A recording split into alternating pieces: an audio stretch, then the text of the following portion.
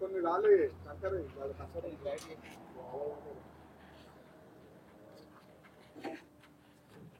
రాళ్ళు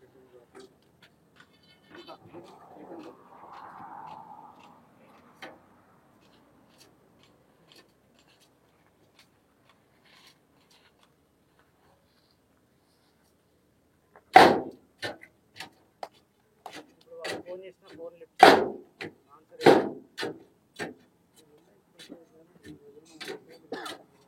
ఇప్పుడు కాదు, తర్వాత కూడా ఏమంటారో తర్వాత పిలుచుకొని మాట్లాడతాడు అనమాట. డాక్యుమెంట్స్ పెట్టాడు ఏమంటే నేను ఇట్లా కొన్నా అని చెప్పి. మరి అట్లా కొన్నా తెలుసు, కొన్న తర్వాత ఎట్లా కొన్నావు అంటే చెప్పాడు ఆన్సర్.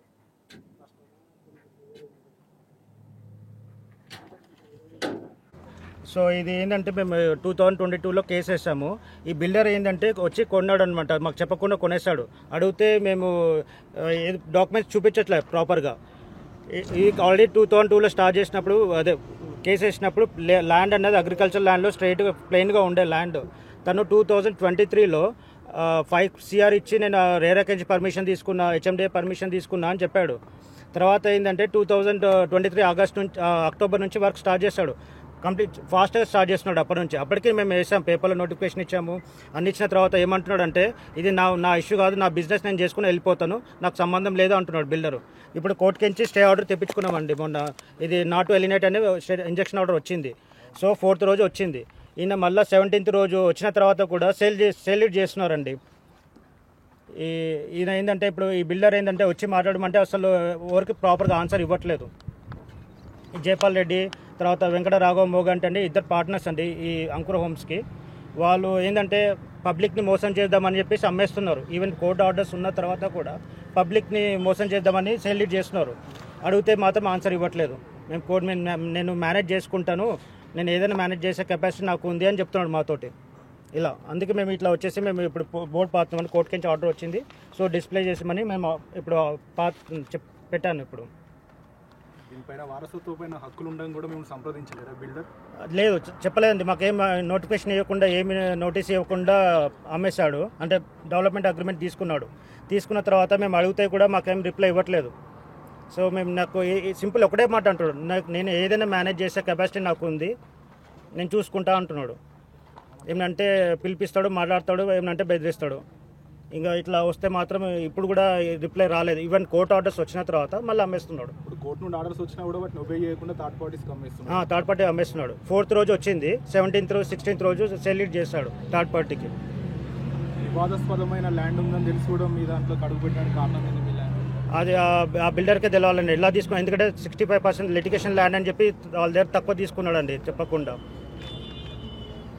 అదే దీనిపైన మీరు కొనుగోలుదారులకు ఏం చెప్పదలుచు? ఇప్పుడు ఈ ప్రాపర్టీ అయితే కొన్న వాళ్ళు తర్వాత కొన్ని ట్రై చేసే వాళ్ళు మాత్రం ఇది నల్ అండ్ వాడే అవుతుందండి. ఎవరికి హక్కు లేదు. ఇది బోనఫైడ్ పర్చేసెస్ కాదు.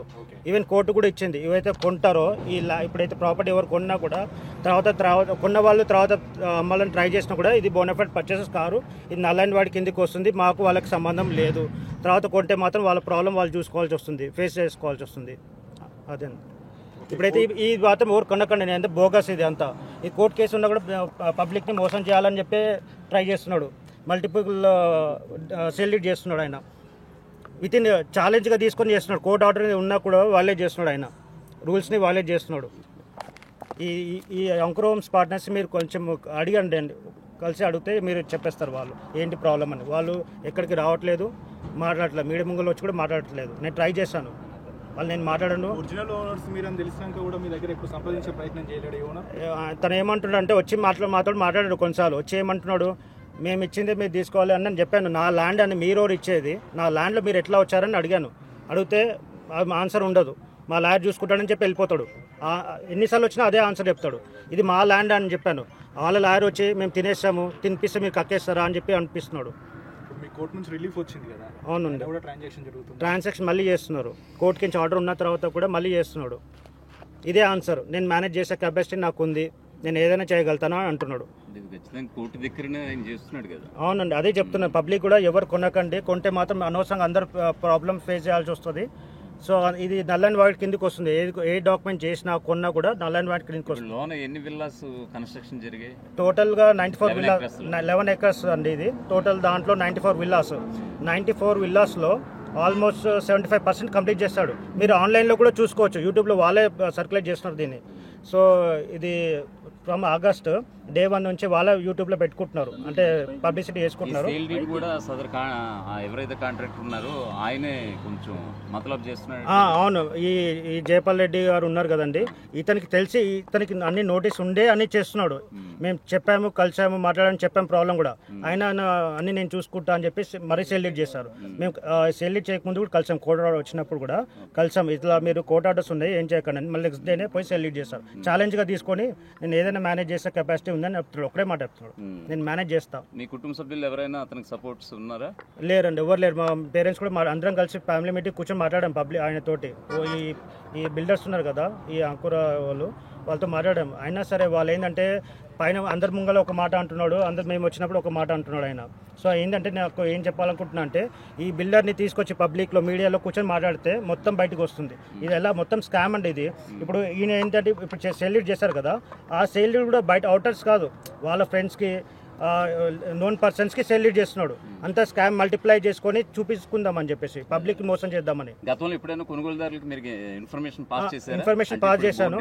ఇప్పుడు ప్రెస్ మీట్ పెట్టారు. ఇంతకుముందు ఒక కస్టమర్ నాకు నేను ఆన్లైన్లో పెట్టానండి, పబ్లిక్ నోటీస్. అయినా సరే ఆయన కూడా కొనుగోలు చేసాడా? చేయలేదు. నాకు చూసి వాళ్ళు అడిగారు, నాకు ఫోన్ చేసి ఇది మా కేసు ఉందండి కొనకంటే వాళ్ళు వచ్చి వాళ్ళు మనీ కూడా రిటర్న్ తీసుకున్నా అని చెప్పారు. వాళ్ళు తీసుకున్నారు. వాళ్ళు 5 days టైం ఇవ్వండి ఇస్తా అని చెప్పారంట.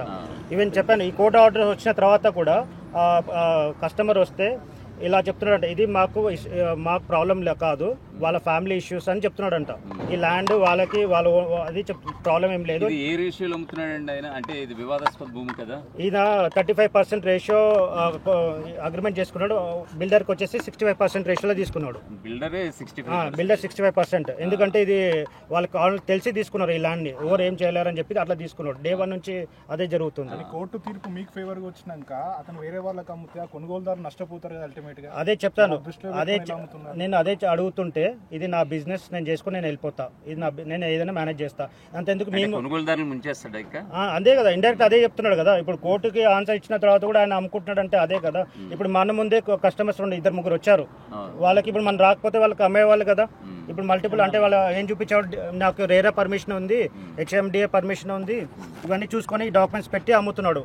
ఇట్లా ఇష్యూ అయితే హెచ్ఎండిఏ ఎట్లా వస్తుంది అని అట్లా చెప్పేసి మంచి మాటలు చెప్పేసి సేల్ డీడ్ చేస్తున్నాడు. అది కూడా సేల్ డీడ్ ఎట్లా వాళ్ళకి చేసుకున్నాడు, ఇంటర్నల్గా చేసుకున్నాడు కదా, అవి చూపిస్తున్నాడు డాక్యుమెంట్స్. కాబట్టి మీరు చూసుకొని సేల్ డీడ్ అవుతున్నాయి కదా, మీకే ఇట్లా ఆఫర్ ఇస్తున్నా అని చెప్పి కొంచెం మళ్ళీ తక్కువ ఇచ్చి వాళ్ళని ఏంటంటే దీంట్లో ఇంక్లూడ్ చేస్తున్నాడు, అంటే మోసం చేస్తున్నాడు. పర్టికులర్ లాయర్ని అప్రోచ్ అయి ఉంటారు కదా, ఆయన ఏమంటున్నారు దీనికి సంబంధించి? ఆయన కూడా ఏంటంటే మేము కోర్టులోనే చూసుకుంటున్నామండి, కోర్టు నుంచి ఆర్డర్ మేము ఒబే చేస్తాం, అన్ని ఫాలో అవుతున్నాం. లేదు, కోర్టు కూడా ఒక బోర్డు పెట్టండి, ఎటువంటి కన్స్ట్రక్షన్స్ చేయొద్దని కూడా చెప్పింది కదా. అవునండి. అయినా సరే ఒకవైపు అలా జరుగుతూనే ఉన్నాయి, ఈ రోజు పెట్టడం జరిగింది. అవును, ఈరోజు పెట్టేస్తాం. ఏంటంటే మొన్న ఆర్డర్స్ వచ్చిన తర్వాత కూడా కొన్ని అమ్మేస్తున్నారు, సో అందుకే బోర్డు వచ్చి పెట్టేస్తాం. ఈవెన్ ఇప్పుడు బోర్డు పెట్టాలని చూసినా కూడా వాళ్ళు ఆపడానికి ట్రై చేశారు. ఎప్పుడైనా మీపై రౌడీజం కానీ మిమ్మల్ని బెదిరించడం కానీ జరిగిందా ఈ క్రమంలో? ఇక్కడ ఏం జరగలేదండి, నన్ను పిలిపించి మాట్లాడాడు. ఆ టైంలో నన్ను ఏంటంటే ఇండైరెక్ట్ బెదిరిస్తున్నాడు. నన్ను మా ఈ ప్రాపర్టీ దగ్గరికి వస్తే నేను చూసుకుంటాను, నాకు అందరు పొలిటీషియన్స్ నా బ్యాక్గ్రౌండ్ ఉన్నారు అని చెప్పి చెప్తున్నాడు. గతంలో ఇది కొనుగోలుదారులకు తెలియజేశారా, పేపర్ త్రూ కానీ ప్రింట్ మీడియా త్రూ కానీ?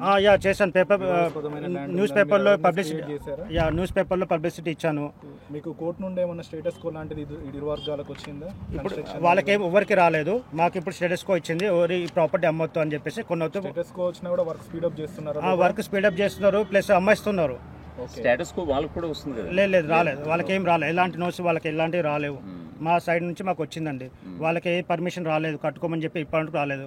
టిల్ నవ్ మేము 2022లో సదర్ భూ యజమానులుగా కోర్టు మిమ్మల్ని చూస్తోంది, వాళ్ళు కాదు.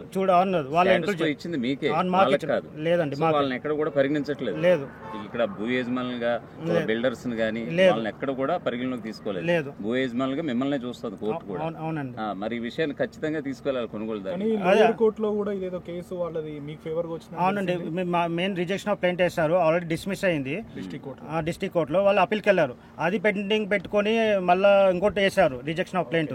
మళ్ళీ అది పెండింగ్ పెట్టి కన్స్ట్రక్షన్ స్టార్ట్ చేస్తున్నాం. మా ఫేవర్కే ఇచ్చింది.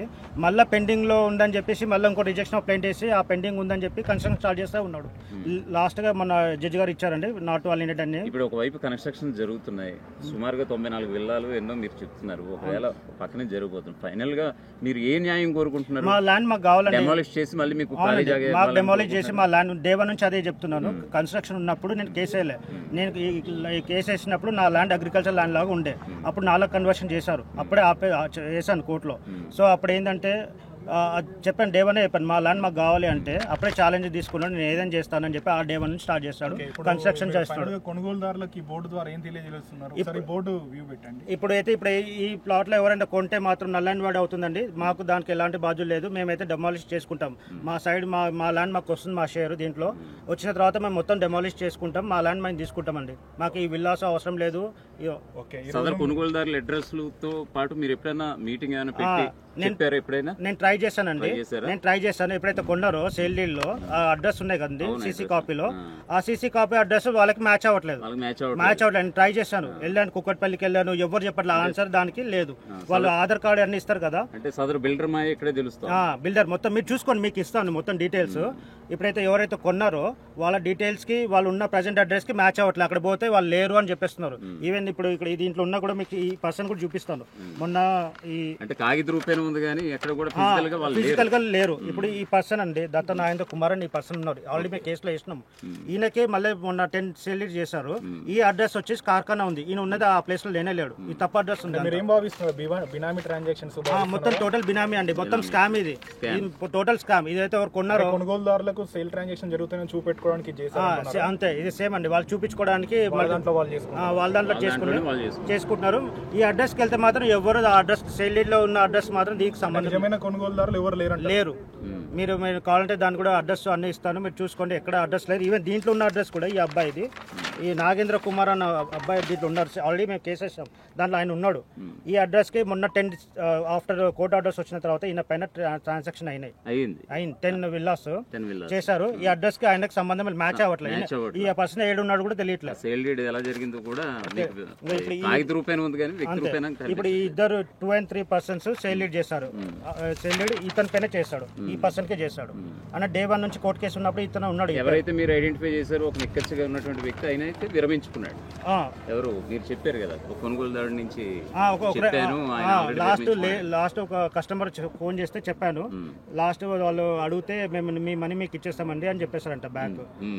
సో ఇక్కడ కూడా మీ నెంబర్ ఏమైనా పెట్టాల్సిన అవసరం ఏమైనా లేదండి. ఇప్పుడు మీరు బోర్డు పోతారు కరెక్టే, కానీ మీరు వెళ్ళిన మరుక్షణం ఈ బోర్డు ఉంటుందా? ఒకవేళ బోర్డు పోతే ఎవరిని బాధ్యత? ఇప్పుడు ఈ బోర్డు తీస్తే మాత్రం కింద వస్తుంది, ఈ బోర్డు తీస్తే మాత్రం కంప్లైంట్ ఇస్తానండి వీళ్ళపైన. ఈ అంకుర హోమ్సే బాధ్యులు దీనికి, ఎవరైతే తీసారో ఈ బోర్డు పోతే మాత్రం వాళ్ళే బాధితులు. మేము పోయి పోలీస్ కంప్లైంట్ ఇస్తాం. పోలీస్ కంప్లైంట్ అంటున్నారు కదా, మీకు డే 1 నుంచి పోలీసుల నుంచి ఎలాంటి రెస్పాన్స్ ఉంది? పోలీస్ నుంచి ఎలాంటి రెస్పాన్స్ లేదు. జైపాల్ రెడ్డి ఆయన వెరీ బిగ్గెస్ట్ బిల్డర్ అని మీరే చెప్తున్నారు, వాళ్ళ చేతుల్లో పోలీస్ వ్యవస్థ ఉండదు అని అనుకోవడానికి ఏమీ లేదు. అవును, నేను అడిగాను, నేను పోలీసులు కూడా అప్రోచ్ అయ్యాను.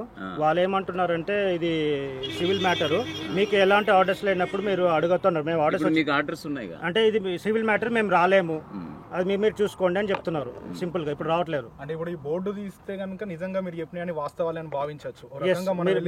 బోర్డు తీస్తే ఫ్యాక్ట్స్ హైడ్ చేస్తున్నట్టే అంతే కదండి. ట్రాన్స్పరెన్సీ ఉంటే బోర్డు ఉంచొచ్చు. అదే ఈ ట్రాన్స్పరెన్సీ మెయింటైన్ చేయమండి, మీకు ఐడియా వస్తుంది. ఈవెన్ ఆ బిల్డర్స్ అయితే ఉన్నారు కదా, వాళ్ళు వచ్చి మీరు మీట్ అవ్వండి, మీరు ఒకసారి ఇంటర్వ్యూ చేసుకోండి వాళ్ళ ఇద్దరివి, మీకు మొత్తం టోటల్ గా మొత్తం స్కామ్ అనేది బయటపడుతుంది, ఎలా చేశారు, ఎలా అప్రోచ్ అయ్యారు. డే 1 నుంచి మొత్తం మీకు ఇదే ఉదాహరణ. బోర్డు ఉంటే కనుక ఉన్నట్టు, బోర్డు తీస్తే వాళ్ళు ఫ్యాక్ట్స్ సర్ప్రైజ్ చేసి కొనుగోలు చేస్తున్నారు. అంతే. సో ఫైనల్ గా మీరు కొనుగోలుదారులకు మీ తరపు నుండి ఒరిజినల్ ఉండగా మీరు ఏం చెప్పదలుచుకోండి? ఇదైతే ఇప్పుడు ఈ ల్యాండ్ ఇది మాదండి. ఇప్పుడు ఈ ప్రాపర్టీ ఎవరైతే కొన్నారో అది మాకు సంబంధం లేదు. కొంటే మాత్రం అది మీ ప్రాబ్లం అవుతుంది, మాకు దాన్ని నల్ అండ్ వాడ్ అవుతుంది. మీ ట్రాన్సాక్షన్ అన్నీ ఫేక్ అంటే క్యాన్సిల్ అయిపోతుంది. కొనే ముందు కొంచెం చూసుకోండి, లిటిగేషన్ ప్రాపర్టీ ఇది, తర్వాత ప్రాబ్లం ఫేస్ చేయాల్సి వస్తుంది. ఇది మా ప్రాపర్టీ, ఇది కొనకండి. ఇది కోర్టు కూడా ఇచ్చింది ఆర్డర్, ఎవరు కొనద్దు.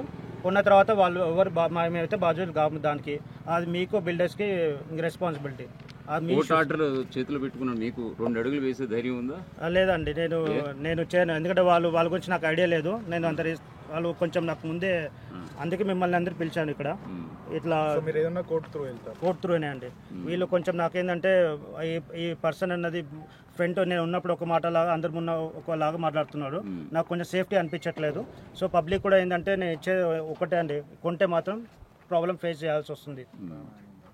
ఇంకా మీ దాంట్లో మీరు ఒక్కళ్ళే కాదు, ఇంకా ఎవరైనా ఉన్నారా మీ బంధువులు కానీ మీ పిన్ని గారులు కానీ? దీంట్లో అంటే మా మమ్మీది అండ్ మా పిన్నిదండి వాటాదారులు. దీంట్లో షేర్ అని మాది ఈ ల్యాండ్ మొత్తము. ఈయన ఏంటంటే మాకు చెప్పకుండా బిల్డర్ తీసుకొని కట్టేస్తున్నాడు. ఈ ప్రాబ్లం నేను డే 1 నుంచి తీసుకెళ్ళాలని కేసు వేసి నుంచి ఉన్నాను. మీరు ఆన్లైన్ చూసుకోవచ్చు. 2023 దాంట్లో కొట్టి చూస్తే మీకు ఐడియా వచ్చేస్తుంది ఎప్పుడు స్టార్ట్ చేస్తారు ఏంటి అని. ఇదంతా ఇదే మాత్రం బిగ్ స్కామ్ అండి. ఇది ఈ మధ్య చాలా మంది ఇట్లా చేస్తున్నారు. కొన్న వాళ్ళు చాలా ప్రాబ్లమ్స్ ఫేస్ చేస్తున్నారు ఇప్పటికే చాలా మంది. సేమ్ ఇక్కడ కూడా రిపీట్ అవుతుంది. సో నేను తీసుకొచ్చి ఇప్పుడు వాళ్ళ బోర్డు పెట్టేశాను. ఇంతకుముందు కూడా అప్రోచ్ అయిన వాళ్ళు కూడా అందరికీ ఇన్ఫార్మ్ చేశాను. బట్ నేను ట్రై చేశాను, అయితే సేల్ డీల్లో నెంబర్స్ ట్రై చేశాను. బట్ అన్ని ఫేక్ నెంబర్స్, ఫేక్ అడ్రస్ వాళ్ళ యొక్క బినామీల పేరు మీద ఫస్ట్ బినామీ నేను చేస్తున్నాడు అందరూ చేయించుకుంటున్నారు. ఒకవేళ కొనుగోలుదారులు ఎవరైనా సంప్రదించాలంటే మీకు నెంబర్ పెట్టారు? నెంబర్ నేను ఆన్లైన్ నెంబర్ ఇచ్చేసానండి. దీంట్లో కూడా నా నెంబర్ ఉంది ఈ కాపీలో కూడా. లేదు, ఇక్కడ పెట్టవుతాను. యాక్చువల్ అయితే నాకు తెలియదు పెట్టవచ్చు లేదని. కోర్టు ఆర్డర్ ఎలా ఇచ్చాడో ఆ నెంబర్ తెలిసిపోతుంది. 1042 కొట్టేస్తే దాంట్లో డీటెయిల్స్ అన్నీ వచ్చేస్తుంది. నెట్లో అయినా సరే ఇప్పుడు నేను పబ్లిసిటీ పేపర్ అని. ఓకే అండి.